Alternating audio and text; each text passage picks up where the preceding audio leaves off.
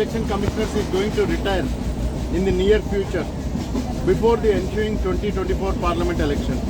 If this law is not passed before selection of new commissioner against the vacancy on retirement, the Union Government and President of India is bound by the preemptory directions issued by the Honorable Supreme Court in the aforesaid constitutional bench decisions. In that event, the government may not be able to interfere with free and fair elections. As per that, there must be persons in office who is or subservient to the executive. So, our context law వచ్చిందని law or retire అయితేను before 2022 judiciary.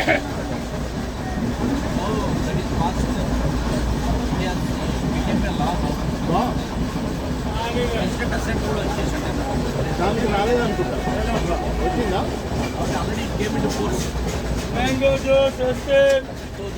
highly centralized and it hampers accessibility and inexpensive and speedy justice to the court. Neoliberal economic policies and imperialist globalization policies accepted and implemented by the ruling class has tilted the approach of the judiciary against the working class and peasantry in interpreting the laws.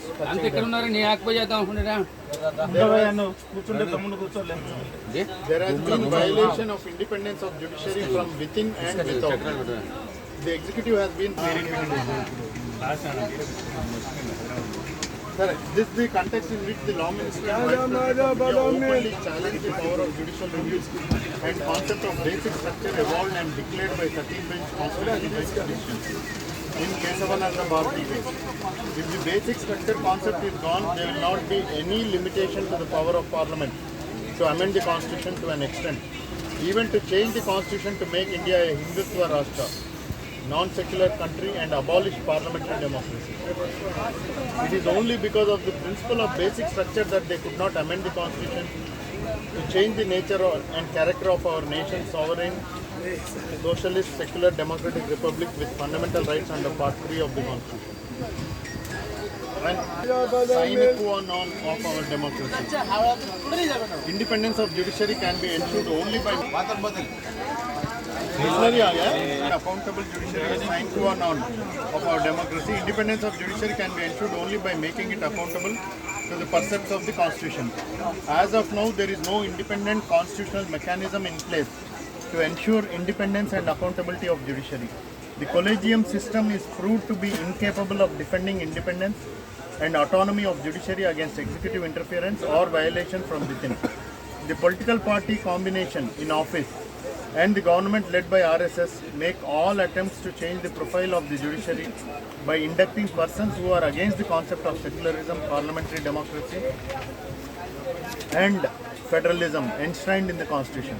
The government, which is not prepared to introduce constitutional amendment for bringing out a foolproof, independent, autonomous constitutional mechanism institution for selection of judges of the constitutional courts, high courts and supreme court, their transfer and to inquire into their misdemeanor after the fourth judge's case, despite the fact that there is ample scope for such amendment without violating independence of judiciary and developing independence, is now campaigning for power for the executive for selection of judges of the constitutional courts under the guise of will of the people. The Union Government practically dishonored the Collegium resolution on transfer appointment of Chief Justices of various High Courts by splitting up resolution of the Collegium of Supreme Court dated 28 September 2022 regarding transfer of Chief Justices of various High Courts. It has been splitting up the Collegium resolutions recommendations of names for appointment of High Court judges and holding up certain names selectively for extra-constitutional political reasons. Certain appointments are made with extraordinary supersonic speed. On certain occasions in the past, the Collegium itself conceded irrational political objections of the executive. Modification of the recommendation of Mr. Justice Abdul Hamid Qureshi for appointment as Chief Justice of Madhya Pradesh High Court was a glaring instance of injustice. Mr. Justice Ranjan Gogoi, in his autobiography, Justice for the Judge, admits that the Collegium modified its recommendation as the executive government objected to the recommendation based on a negative perception flowing from certain judicial orders passed by the concerned judge. Mr. Justice Ranjan Gogoi says that it was to avoid a confrontation between the two constitutional bodies. Same injustice has been caused to Justice Muralidhar in the matter of transfer while he was Chief Justice of Orissa High Court. Though reasons have not come up. These are illustrative case of violation of independence of judiciary from within, which would embolden the executive to transgress the powers and dictate veto recommendations of the collegium if the judgment of the concerned judge is not palatable to the executive and make the judiciary a committed judiciary. The reported letter to Chief Justice of India by Unity with representation of the government is new attempt of the executive in this regard.